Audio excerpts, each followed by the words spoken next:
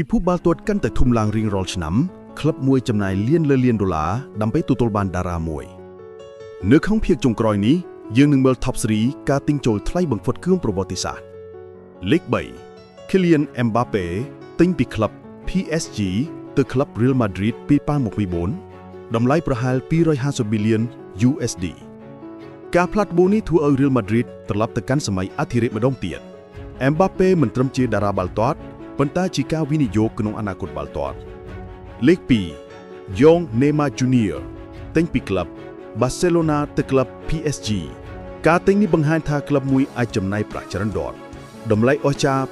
263 million USD កំណត់ត្រាដែលមិនទាន់មាននរណាអាចបំបែកបានការផ្លាស់ប្ដូរនេះបដូរពិភពបាល់ទាត់ទៅទិសថ្មីធ្វើឲ្យតម្លៃទីផ្សារកីឡាករឡើងបែបផ្កាប់ផ្កា Neymar បង្ហាញថាតារាបាល់ទាត់មិនត្រឹមតែមានលើទីលានទេប៉ុន្តែនៅលើកុងត្រាផងដែរលេខ1 Enzo Fernandez ទៅពីក្លឹប